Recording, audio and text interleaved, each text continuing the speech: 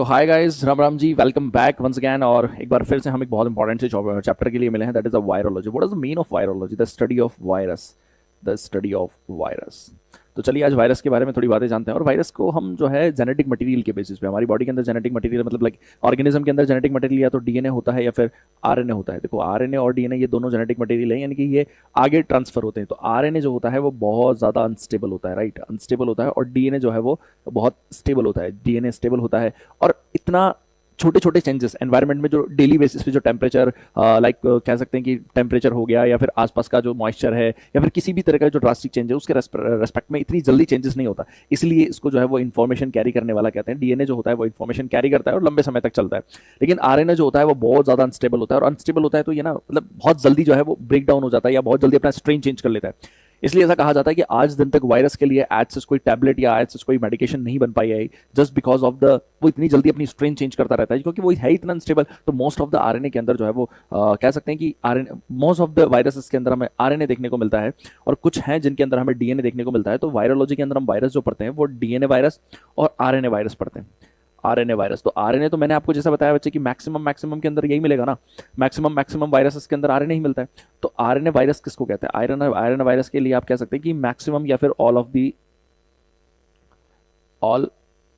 Others. All others से पहले मैं आपको ये सारी चीजें बता दूं कि ये किसके अंदर मिलेगा। तो इसके अलावा जो भी मिलेगा आपको वो सारे क्या होंगे? आरएनए वायरसेस होंगे।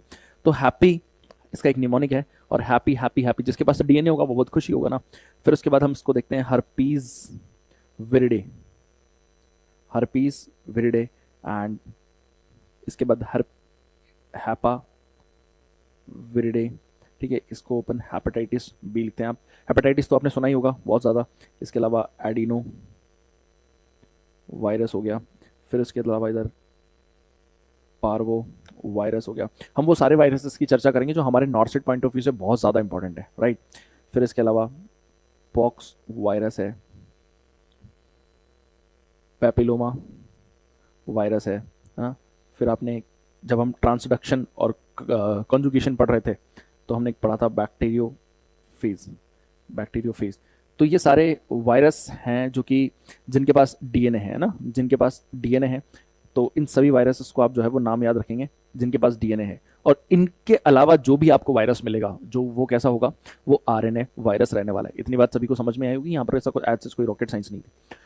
अब के अलावा जो भी आपको वायरस मिलेगा जो है ना, जिनके पास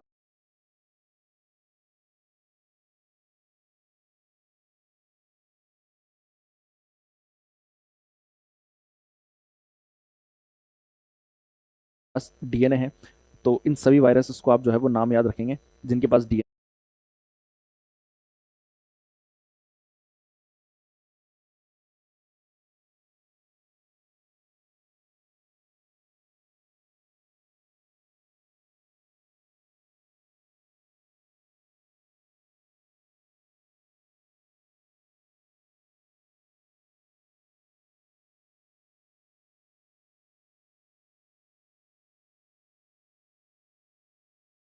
है। और इनके अलावा जो भी आपको वायरस मिलेगा जो वो कैसा होगा, वो आरएनए वायरस रहने वाला है। इतनी बात सभी को समझ में आई होगी। यहाँ पर ऐसा कुछ एज कोई रॉकेट साइंस नहीं है।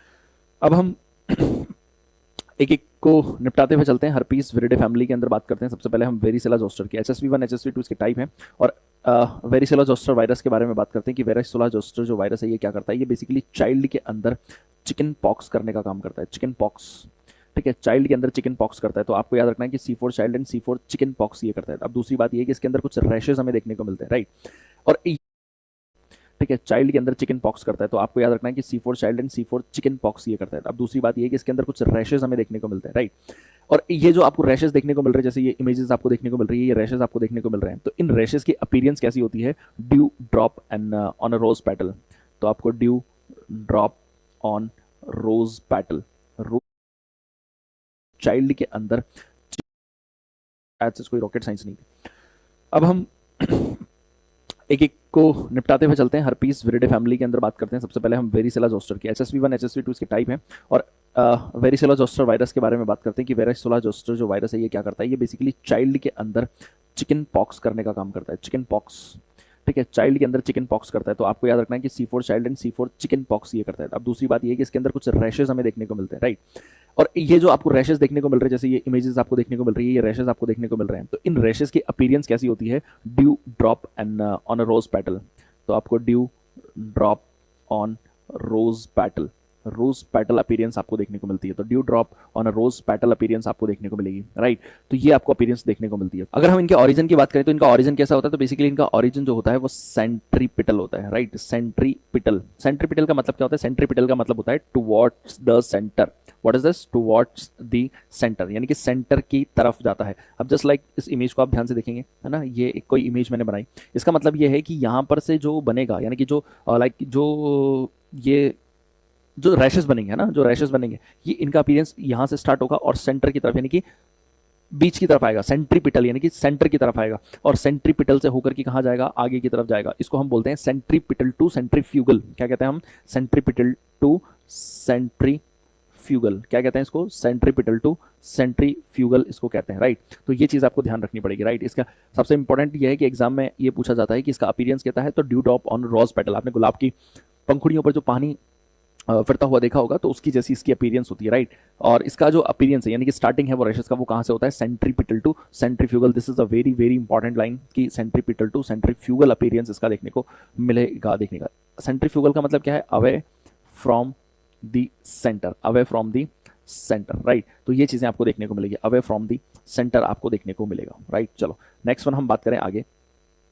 चले, अब इसको याद रखने का दूसरा तरीका एक तो ये है कि एक तो C4 child and C4 chicken pox, और दूसरा ये है कि इसके अंदर जो अपीयरेंस है वो हमने कहा सेंट्रीपिटल मिलेगी, तो यहाँ पर CP से याद रखना अपना, CP, है ना, ये भी CP है, CP, और ये भी CP है। तो चिकन पॉक्स के अंदर कैसी अपीयरेंस मिलती है? सेंट्रीफ्यूगल अपीयरेंस मिलती है, centrifugal centripetal to centrifugal appearance करती है, यानी कि सेंट्रीपिटल से स्टार्ट और एंड्स कहाँ होंगे? ये एंड विद सेंट्रीफ्यूगल, ठीक है। चलो ओके, चलें आगे। फिर दूसरी बात हम बात करते हैं, ये तो हमने पूछा चाइल्ड के अंदर, है ना, ये तो हमने किसके अंदर बात की? चाइल्ड के अंदर। अब अगर हम एडल्ट की बात करें, किसकी बात करें? एडल्ट की बात करें, तो एडल्ट के अंदर क्या मिलता है? एडल्ट के अंदर आप देख रहे होंगे कि एडल्ट के अंदर एक साइड, यानी कि यहाँ पर हमें यूनिलैटरल रैशेस देखने को मिलते हैं। क्या मिलते हैं? यूनिलैटरल रैशेस हमें यहाँ पर देखने को मिलते हैं, ड्यू टू हर्पीज जोस्टर की वजह से क्या मिलते हैं? यूनिलैटरल रैशेस देखने को मिलेंगे, unilateral rashes you can see, है ना, यूनिलैटरल रैशेस आपको यहाँ पर देखने को मिलेंगे। चलिए आगे बात करते हैं एप्स्टीन बार वायरस के बारे में। Epstein Barr virus, what is the mean of Epstein Barr virus? देखो एप्स्टीन बार वायरस दो चीजें, देखो एक तो ये क्या करवाता है? हॉजकिंस लिम्फोमा करवाता है। क्या करवाता है?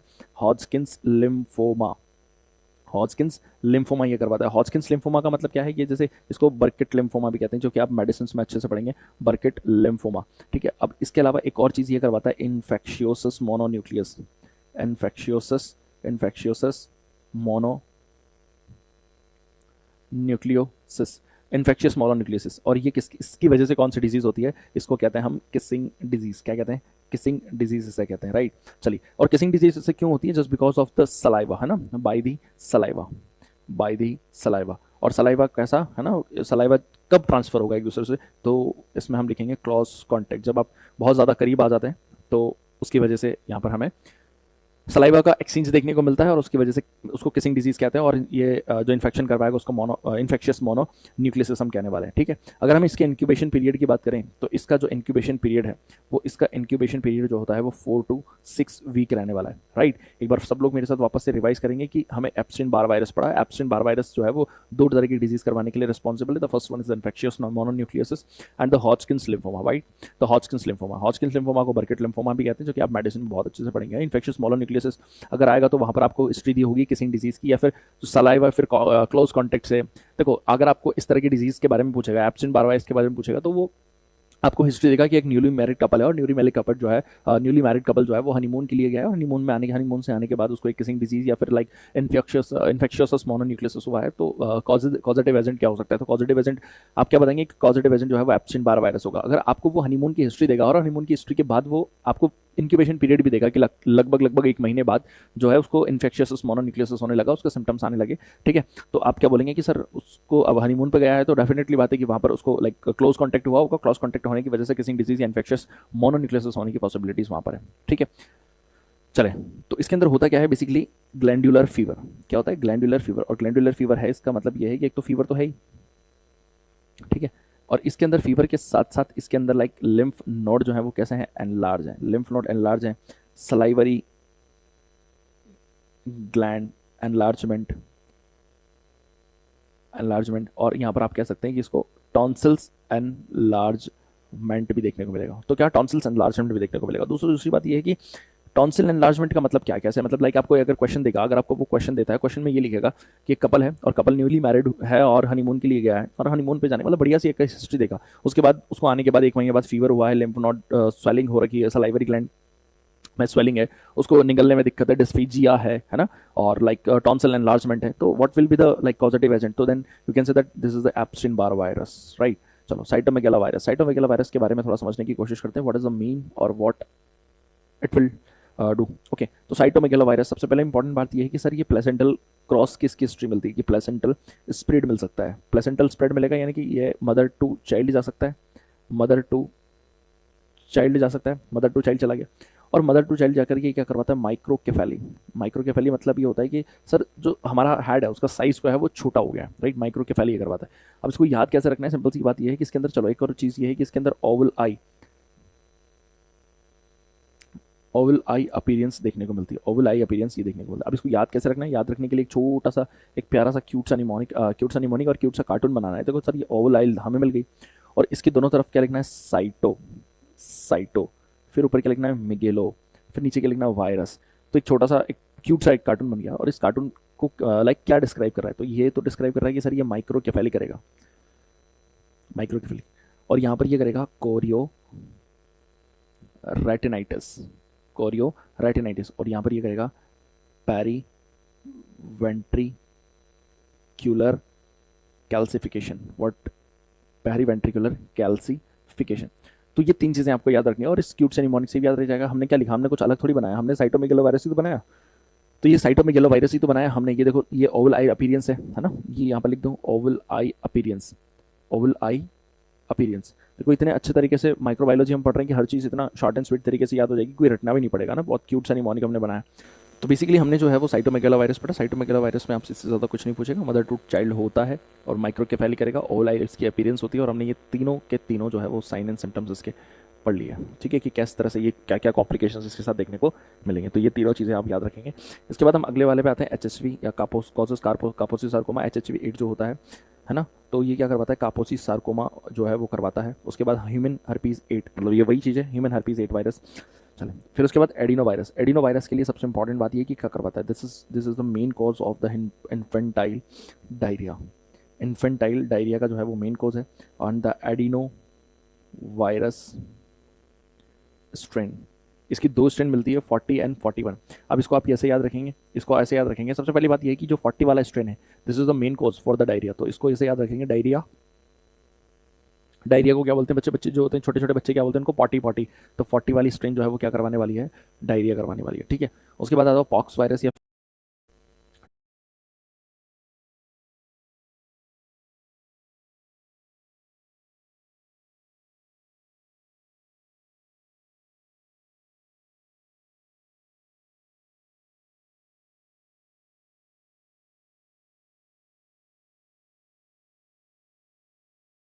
डायरिया को क्या बोलते हैं, बच्चे जो होते हैं, छोटे छोटे बच्चे क्या बोलते हैं उनको, पॉटी पॉटी। तो 40 वाली स्ट्रेन जो है वो क्या करवाने वाली है, डायरिया करवाने वाली है, ठीक है। उसके बाद आता है पॉक्स वायरस या फिर मॉलस्कम कंटेजियसम। तो मॉलस्कम कंटेजियसम में क्या होता है, ये बेसिकली इसके अंदर अम्बलाइकेटेड रीजन्स मिलते हैं ना। स्किन के ऊपर कैसे रीजन्स मिलेंगे आप देख रहे होंगे, ये एक तरीके से अम्बलाइकेटेड रीजन्स हैं, अम्बलाइकेटेड रीजन्स या अम्बलाइकेटेड लीजन्स यहाँ पर आप कह सकते हैं, अम्बलाइकेटेड लीजन्स यहाँ पर देखने को मिलेंगे। और ये कैसे स्प्रेड होते हैं, बेसिकली ये स्प्रेड होते हैं कॉन्टैक्ट से, यानी कि अगर आपको टच हो गया तो वो आपको स्प्रेड हो सकता है। माइक्रोस्कोप के अंदर, माइक्रोस्कोपिकली, माइक्रोस्कोपिकली यहाँ पे क्या देखने को मिलती है, एचपी बॉडीज यहाँ पर आपको देखने को मिलेगी, क्या देखने को मिलेगी, एचपी बॉडीज। अगर आपको पॉक्स वायरस यानी कि मॉलस्कम कंटेजियसम के बारे में अगर आपको कोई पूछता है तो डेफिनेटली सिर्फ इतना सा पूछेगा कि इसका लीजन्स कैसा है, दैट इज अम्बलाइकेटेड लीजन्स यहाँ देखने को मिलेंगे। इसका स्प्रेड जो है वो कॉन्टैक्ट रहेगा, और इसका माइक्रोस्कोपिकली जो है वो किस तरह से दिखेंगे, एचपी बॉडीज आपको दिखेंगी। डायग्राम को बहुत ध्यान से सुनना, ये ऐसे सर्कल है, इसके अंदर बीच में एक ऐसे डिप्रेशन है, जैसे अम्बलाइकस के अंदर होता है ना, जैसे डिप्रेशन होता है, that is umbilicated lesions. Now the parvovirus B19, parvovirus B19 से एक स्पेशल डिजीज जिसको हम क्या बोलते हैं, रेदमा टॉक्सिकम, क्या कहते हैं, इरिदमा टॉक्सिकम। और इरिदमा टॉक्सिकम ये कैसा होता है, स्लैब्ड चीक अपीयरेंस, स्लैब चीक अपीयरेंस, स्लैब्ड चीक अपीयरेंस, यानी कि अब देखो, और इसका दूसरा नाम क्या है, फिफ्थ डे डिजीज। अब मैं आपको कैसे याद करवाऊँ, मैं आपको ऐसे याद करवा दूँ। सबसे बड़ी बात यह है कि ये आप बताओ मुझे सबसे पहले कि चांटा जब किसी को मारते हैं तो कैसे मारते हैं, ऐसे मारते हैं, तो जब चांटा ऐसे मारते हैं तो पूरा गाल लाल हो जाता है। तो स्लैब्ड चीक अपीयरेंस कौन सी डिजीज है, फिफ्थ डे डिजीज और इरिदमा टॉक्सिकम। अब इतना तो एक तो तुम याद, दो तो मैंने याद करवा दिया ना कि फिफ्थ डे डिजीज किसकी वजह से होती है, पार्वो वायरस B19 की वजह से होती है ना। पार्वो वायरस, इसको ऐसे याद रखेंगे, पारो के चक्कर में चांटा पड़ा और चांटे के चक्कर में क्या हो गया, फिफ्थ डे डिजीज हो गया। और अब एक लाइन याद रखना है, इरिदमा टॉक्सिकम, ठीक है, ये वाली याद रखना। तो ये इतना सही आपसे पूछेगा पार्वो वायरस B19 में, जब पीडियाट्रिक्स में पढ़ेंगे तो भी आप पढ़ेंगे। Papilloma virus, papilloma virus human papilloma virus, human papilloma virus, ये दो डिजीज कॉज करवाता है। The first one is cervical cancer and the second is penile cancer. The first one is cervical cancer and the second one is penile cancer, ये दो चीजें cause करवाता है। अब ये किसके अंदर, फीमेल के अंदर, ये किसके अंदर, मेल के अंदर। वैक्सीन, वैक्सीन जो होती है इसको आप बच्चे से गाइनी में पढ़ेंगे वैसे तो, बट इसकी वैक्सीन का नाम मैं आपको लिखा दूं यहाँ पे इसकी वैक्सीन का नाम होता है सर्वारिक्स। कौन सी वैक्सीन होती है ये, सर्वारिक्स वैक्सीन। और इसके अलावा गार्डासिल, और ये गार्डासिल और सर्वारिक्स वैक्सीन जो है वो किसको दी जाती है, ये मेल एंड फीमेल दोनों को दी जाती है। क्यों दी जाती है दोनों को, क्योंकि दोनों के अंदर करवा रहा है ना भाई। चलो, and most interesting and the most important, hepatitis. Hepatitis आज दिन तक याद करने में बहुत दिक्कत आती है कि सर हेपेटाइटिस याद नहीं हो रहा, समझ में नहीं आ रहा, ए में क्या है, बी में क्या है, मतलब DNA है, RNA है, क्या है। चलिए एक बार सब मिलकर के इसको याद करने की कोशिश करते हैं, आओ।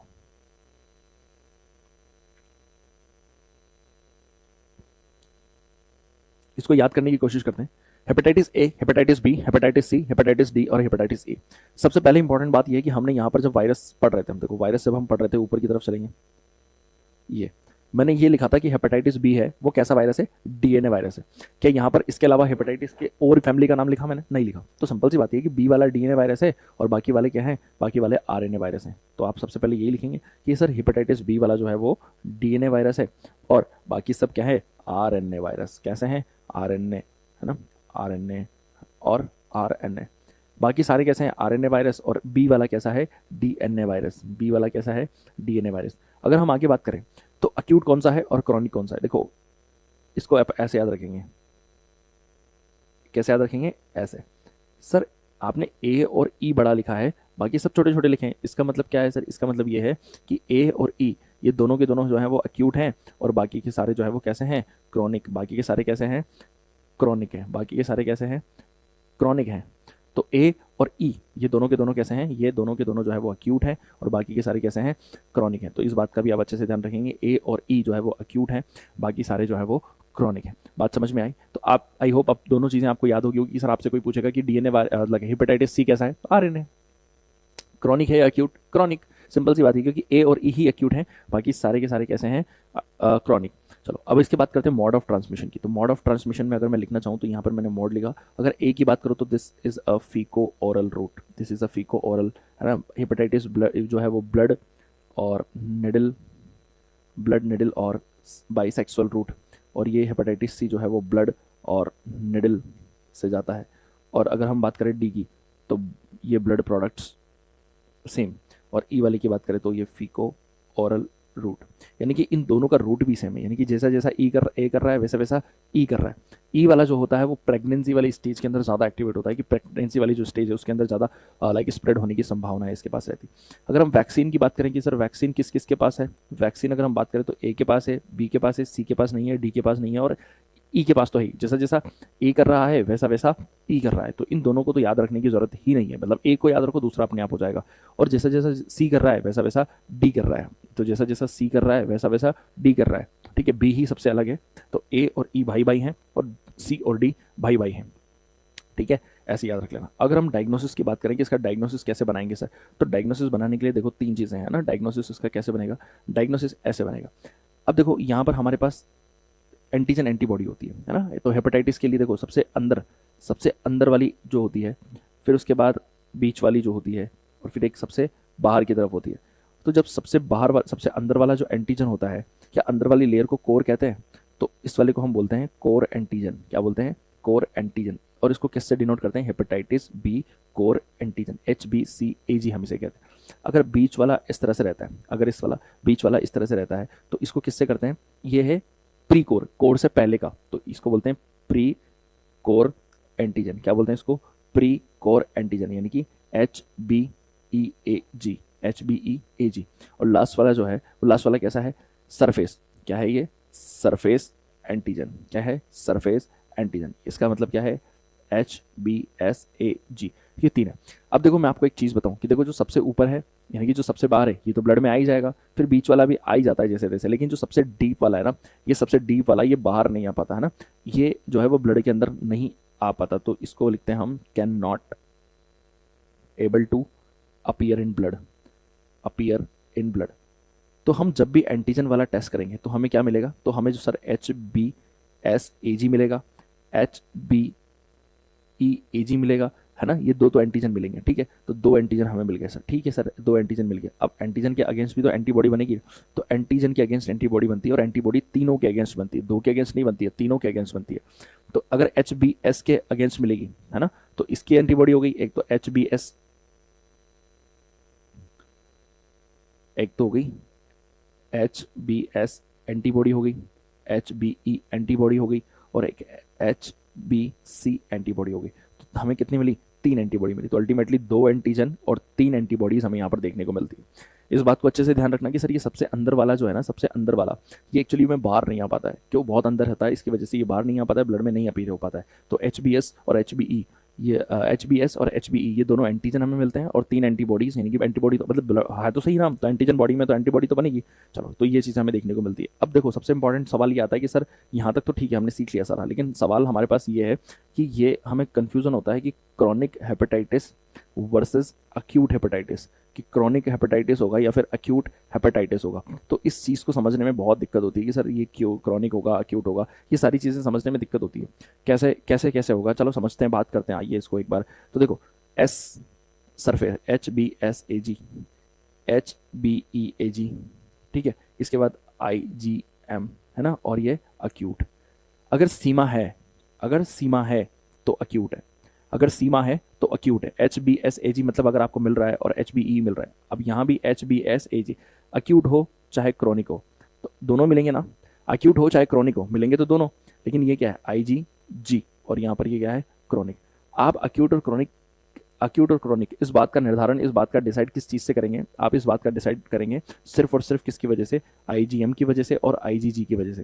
क्योंकि ब्लड में एंटीजन तो HBE भी मिलेगा, HBS HBE भी मिलेगा, है ना, दोनों ही मिलेंगे ना, सरफेस भी मिलेगा और प्रीकोर वाला भी मिलेगा, चाहे अक्यूट हो चाहे क्रॉनिक हो। तो ये इस बात से निर्धारण किससे होगा कि अक्यूट है या क्रॉनिक? IgM मिलेगा तो अक्यूट होगा, और IgG मिलेगा तो क्रॉनिक होगा। अब देखो ये एग्जाम टाइम पे जब सवाल सामने आता है, जब हमारे सामने लाइक सफ़ेद स्क्रीन पर पेपर आता है, तो हमें नहीं समझ में आता है, तो दिक्कतें थोड़ी सी खड़ी हो जाती है। तो आप इसको कैसे याद रखेंगे? जी, बिल्कुल सी की तरह लगता है, ऐसे पहले सी बनाते हैं तभी तो जी बनता है। तो इसको ऐसे याद रखना कि सी बनाएंगे तो क्रॉनिक, क्रॉनिक, इस तरह से इसको याद रख लेना। तो थोड़ा सा मुझे पता है थोड़ा सा ऐसा अजीब सा ट्रिक है, बट ठीक है, याद तो करना है ना। एग्जाम के टाइम में हमें हमसे रीज़न थोड़ी ना पूछेगा कि क्यों आया, बट हमसे तो ये पता होना चाहिए कि सर IgG इन्वॉल्व है, इसका मतलब क्रॉनिक है, राइट। जैसे हमने पहले बात की थी कि जो अक्यूट होता है, अक्यूट इन्फेक्शन के अंदर कौन बढ़ता है? न्यूट्रोफिल्स बढ़ते हैं ना, न्यूट्रोफिल्स। और अगर क्रॉनिक इन्फेक्शन है, अगर क्रॉनिक है तो कौन बढ़ेगा? क्रॉनिक है तो लिम्फोसाइट्स बढ़ेगी। कौन बढ़ेगी? लिम्फोसाइट। तो ये 2 चीज़ें हैं, राइट। तो ये 2 चीज़ें आपको ध्यान रखनी है। चलो HBV वैक्सीन के बारे में बात करें तो कब दी जाती है? 0 मंथ पे दी जाती है, 1 मंथ पे दी जाती है, और 6 मंथ पर दी जाती है। तो ये दोनों, ये 3 मतलब सिंपल सी चीज़ें, 0 पे, 1 पे और 6 पे ये दी जाती है। अदर RNA वायरस की बात करें, अच्छा अब ठीक है, हेपेटाइटिस वायरस के अंदर DNA भी हो गया, RNA भी हो गया, सिंपल सी चीज़ें, 0 पे, 1 पे और 6 पे ये दी जाती है। तो कब दी जाती है? 0 मंथ पे दी जाती है, 1 मंथ पे दी जाती है, और 6 मंथ पर दी जाती है। तो ये दोनों, ये 3 मतलब सिंपल सी चीज़ें, 0 पे, 1 पे और 6 पे ये दी जाती है। अदर RNA वायरस की बात करें, अच्छा अब ठीक है, हेपेटाइटिस वायरस के अंदर DNA भी हो गया, RNA भी हो गया, ये वाले सारे तो हो ही गए, बट सारे RNA वायरस जो एग्जाम पॉइंट ऑफ व्यू से बहुत बहुत ज़्यादा इंपॉर्टेंट है, ये सारे के सारे हमने पढ़ लिए। तो फिलहाल हम बात करें किसकी? अदर RNA वायरस की। तो एक फैमिली है, लाइक अदर 3 एग्जाम्पल्स एक साथ में लेता हूँ। MMR, ठीक है, measles, mumps, rubella. What is this? Measles, mumps and rubella. अगर मीजल्स की बात करो तो मीजल्स के अंदर कौन कौन सी फैमिली होती है? तो इसको बोलते हैं पैरामिक्सो वायरस, है ना। इन दोनों के अंदर अगर हम फैमिली की बात करें तो इसको बोलते हैं पैरा मिक्सो वायरस, इसको बोलते हैं पैरामिक्सो वायरस। और अगर हम मम्स, अगर हम रुबेला की बात करें तो रुबेला के लिए हम बोलते हैं टोगो वायरस। क्या बोलते हैं इसको? Togo virus. अगर इंक्यूबेशन पीरियड की बात करें तो 10 डेज। अगर इंक्यूबेशन पीरियड की बात करें तो 10 डेज। अगर इसकी बात करें तो 19 डेज। और अगर इसकी बात करें तो 14 डेज। ठीक है। अब इसको कैसे याद रखेंगे आप? ये वाला तो आपको थोड़ा सा फैक्चुअली रटना ही पड़ेगा, इंक्यूबेशन पीरियड तो। बाकी फैमिली दोनों की, मीजल्स और मम्स की, दोनों की एक है, क्योंकि एमएम से आ रहा है तो आप याद रख लेना। ठीक है, एमएम से आ रहा है तो याद रख लेना कि दोनों की एक कॉमन फैमिली है। और रुबेला है तो इसकी अलग है, toga virus, toga virus family. ठीक है, चलिए आगे बात करें, क्लिनिकल फीचर्स की बात करते हैं। तो याद रख लेना कि दोनों की एक कॉमन फैमिली है। और रुबेला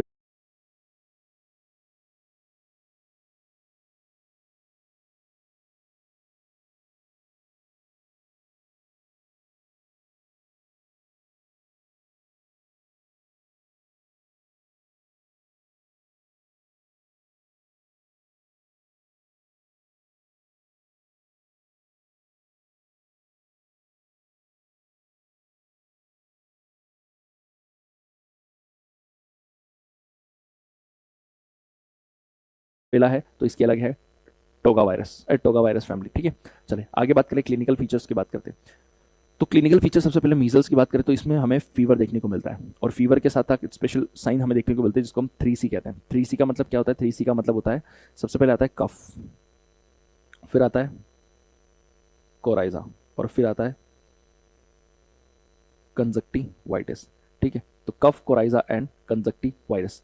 तो कफ, कोराइजा एंड कंजक्टिवाइटिस, तो there are 3C in the measles. तो आपको ये याद रखना होगा कि फीवर के साथ 3C आता है, तो कफ, कोराइजा एंड कंजक्टिवाइटिस। अगर प्लस इसके बाद अगर हम 2 दिन और इंतजार करते हैं तो 2 दिन के बाद हमें जो है वो कॉप्लिक स्पोर्ट्स देखने को मिलते हैं। क्या देखने को मिलते हैं? कॉप्लिक स्पोर्ट्स आपको देखने को मिलेंगे। और कॉप्लिक स्पोर्ट्स के बाद अगर 2 दिन और देखें तो 2 दिन बाद हमें रैशेस देखने को मिलते हैं। क्या देखने को मिलते हैं? रैशेस, है ना। तो रैशेस कहाँ से स्टार्ट होते हैं? रैशेस बिगिंस, ये कहाँ स्टार्ट होते हैं? Behind the years. कहाँ से? बिहाइंड द ईयर, ये कान के पीछे से स्टार्ट होते हैं। तो कॉप्लिक स्पोर्ट्स आपको देखने को मिलेंगे। और कॉप्लिक, अगर प्लस इसके बाद अगर हम 2 दिन और इंतजार करते हैं तो 2 दिन के बाद हमें जो है वो कॉप्लिक स्पोर्ट्स देखने को मिलते हैं। क्या देखने को मिलते हैं? कॉप्लिक स्पोर्ट्स आपको देखने को मिलेंगे।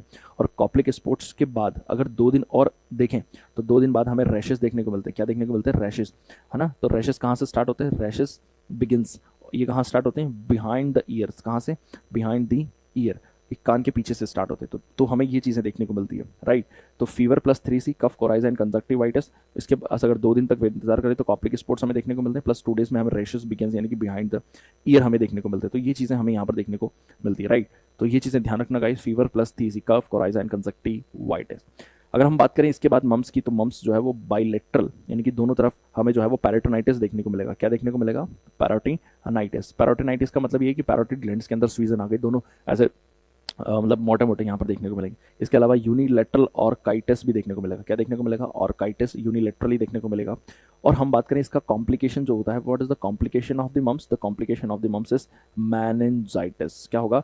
मैनिनजाइटिस। तो meningitis will be the complication for the meningitis is the complication for the mumps। तो ये चीज़ें आपको याद रखनी है। तो 2 चीज़ें हो गई। अब तीसरा, तीसरा क्या है? रुबेला। रुबेला के अंदर क्या होता है? रुबेला सबसे पहली बात तो याद रखना है, इसके अंदर ये प्लेसेंटा स्प्रेड होता है। ठीक है, प्लेसेंटा से, प्लेसेंटा को क्रॉस करके ये आ सकता है, राइट। प्लेसेंटा को क्रॉस करके आ गया। फिर इसके अंदर क्या होता है कि रुबेला का बच्चा, इसको याद कैसे रखोगे आप? क्योंकि रुबेला का बच्चा है, प्यार में क्या हो गया? प्यार में अंधा और बहरा हो गया। क्या हो गया? प्यार में अंधा और बहरा हो गया। प्यार में अंधा बहरा होने का मतलब क्या है सर? प्यार में अंधा होने का मतलब प्यार, प्यार का मतलब किससे? दिल से। दिल के अंदर क्या होगा? रुबेला के बच्चे के अंदर PDA। अगर ये प्लेसेंटल क्रॉस करके अगर मदर से फीटस में आ गया है तो फीटस में क्या करवाएगा? ये PDA बोले तो पेटेंट डक्टस आर्टीरियोसिस। क्या करवाएगा? Patent ductus arteriosus, patent ductus arteriosus ये करवाएगा। देन उसके बाद अगर आधा अंधा अंधा अंधा अंधा अंधा की बात करें तो अंधा अंधा अंधा क्या करवाएगा? कैटरैक्ट। क्या करवाएगा? Cataract, right. तो इससे क्या होने की पॉसिबिलिटी है? कैटरैक्ट। ठीक है, कैटरेक्ट होने की पॉसिबिलिटी। फिर बहरा, बहरे का मतलब ये होता है कि इसके अंदर हियरिंग लॉस हो जाएगा, है ना। हियरिंग लॉस हो जाएगा। तो इसकी तो सिंपल है ना, देखो कि रुबेला का बच्चा है, रुबेला का बच्चा जो है वो प्यार में अंधा बहरा हो गया। और प्यार में अंधा बहरा हो ही जाता है इंसान, किसी की सुनता नहीं है, है ना। तो प्यार में अंधा बहरा होने का मतलब क्या है? प्यार में अंधा बहरा होने का मतलब ये है कि सर प्लेसेंटल स्प्रेड हुआ और प्लेसेंटल स्प्रेड में बच्चा जो है वो प्यार में अंधा बहरा हो गया, यानी कि उसके अंदर पेटेंट डक्टस आर्टेरियोसिस हो सकता है, उसके अंदर कैटरेक्ट हमें देखने को मिल सकता है, और उसके अंदर हियरिंग लॉस हमें देखने को मिल सकता है। तो these are the things that you have to remember, that you must know about the things that unilateral orchitis जो है वो किससे रिलेटेड है, कॉम्प्लिकेशन क्या है, कॉम्प्लिकेशन द मेनिंजाइटिस। तो ये सारी चीज़ें आपको बहुत अच्छे से देखने को मिलेंगी। तो ये सारी चीज़ें आपको याद रखनी है, किसके बारे में यार? सारी चीज़ें याद, अदर आरएनए वायरस के बारे में याद रखनी है। ठीक है, चलो आगे बात करते हैं रोटा वायरस के बारे में। रोटा वायरस, रोटा वायरस जो है वो this is the most common diarrhoea in the children and neonate के अंदर या फिर चिल्ड्रंस के अंदर मोस्ट कॉमन कॉज जो डायरिया का माना जाता है that is a rota virus. और रोटा वायरस बच्चा एग्जाम पॉइंट ऑफ व्यू से बहुत इंपॉर्टेंट है ना, बहुत बहुत बहुत इंपॉर्टेंट है। ये हर बार कहीं ना कहीं से क्वेश्चन पूछा जाता है। रोटावैक एंड रोटारिक्स, तो ये सब चीज़ें हैं कि ये वैक्सीन है इसके लिए। आप डायरिया के अंदर पढ़ेंगे आप वायरस किस तरह किस तरह से डायरिया होगा, डायरिया का मैनेजमेंट क्या होगा, है ना, ओआरएस वगैरह कैसे देंगे, some dehydration, moderate dehydration, severe dehydration, some kind of the dehydration, आप जो है वो उसके अंदर पढ़ेंगे, राइट। अब ये दो वैक्सीन मैंने बताई, दो वैक्सीन जो है बच्चा क्या करेगी, ये वैक्सीन हम लगाएंगे तो इन वैक्सीन का कुछ साइड इफेक्ट्स हमें देखने को मिलता है। तो इनके साइड इफेक्ट जो होते हैं that is a intussusception. What is that? Intussusception. Intussusception का मतलब क्या है कि इंटेस्टाइन का एक पार्ट दूसरे वाले में लाइक इन्वेड हो जाता है, राइट। तो इंटेस्टाइन का एक पार्ट दूसरे वाले में इन्वेड हो जाता है, that is a intussusception. Okay, now the rhabdovirus बोले तो रेबीज मोस्ट कॉमनली किससे होता है? लाइक एनिमल बाइट से होता है, लेकिन बट हम ऐसा कह सकते हैं कि मोस्ट कॉमनली जो है वो डॉग बाइट से होता है, ड्यू टू एनिमल बाइट। अब अगर हम बात करें यूजुअली क्या रहेगा, यूजुअली किससे होता है? ये डॉग की वजह से होता है। ओके, नाउ अब this is the only infection जो कि रेट्रोग्रेड होता है। अगर मान लो कोई भी इन्फेक्शन होता है तो ऊपर से नीचे की तरफ, यानी कि हमारे ऑर्गन से ब्रेन की तरफ जाता है, लेकिन ये वाला लाइक ऐसा है कि लाइक कह सकते हैं कि रेट्रोग्रेड है। रेट्रोग्रेड का मतलब क्या है सर? रेट्रोग्रेड का मतलब ये है कि ये ऑफ वायरस, रेट्रोग्रेड का मतलब क्या है? रेट्रोग्रेड का मतलब ये है कि ये स्पाइनल कॉर्ड टू ब्रेन ये उल्टा जा रहा है। हमेशा हर चीज़ ब्रेन से स्पाइनल कॉर्ड तक आती है, बट ये इन्फेक्शन जो है वो स्पाइनल कॉर्ड टू ब्रेन तक जा रहा है। और इसका क्लिनिकल फीचर्स हमें क्या देखने को मिलता है? That is a hydrophobia. क्या देखने को मिलता है? हाइड्रोफोबिया। पानी से जो है वो डर लगने लगता है, हाइड्रोफोबिया। और ये जब ब्रेन में जाता है ना, तो ब्रेन के अंदर जो है वो hippocampus, most commonly affected part जो होता है वो हिप्पोकैम्पस होता है ना, मोस्ट कॉमनली हिप्पोकैम्पस। और हिप्पोकैम्पस के अंदर बच्चे यहाँ पर आपको कुछ सिग्निफिकेंट बॉडीज देखने को मिलती है। उन बॉडीज को हम क्या कहते हैं? उन बॉडीज को बच्चे हम नैग्री बॉडीज कहते हैं। क्या कहते हैं? नैग्री बॉडीज हम कहते हैं। बात समझ में आई? तो ये एक ब्रेन के अंदर हिप्पोकैम्पस वाले पार्ट को अफेक्ट करता है, दैट इज उसको क्या कहते हैं? हम नैग्री बॉडीज कहते हैं, राइट। तो आपसे क्वेश्चन ये पूछा जाता है कि नैग्री बॉडीज रिलेटेड टू द, आप कहेंगे सर रेबीज, राइट, रेबीज। अब रेबीज का जो इंसान है बेसिकली इसके अंदर क्या होता है, हम जब डायग्नोसिस बनाते हैं तो डायग्नोसिस या तो अलाइव में बनाएंगे, है ना, या फिर किसी डेड में बनाएंगे ना, जो मरा हुआ इंसान है।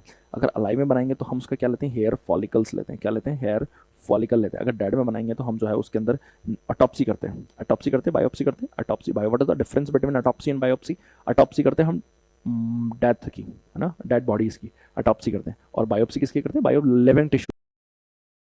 What is the difference? Basically इसके अंदर क्या होता है, हम जब डायग्नोसिस बनाते हैं तो डायग्नोसिस या तो अलाइव में बनाएंगे, है ना, या फिर किसी डेड में बनाएंगे ना, जो मरा हुआ इंसान है।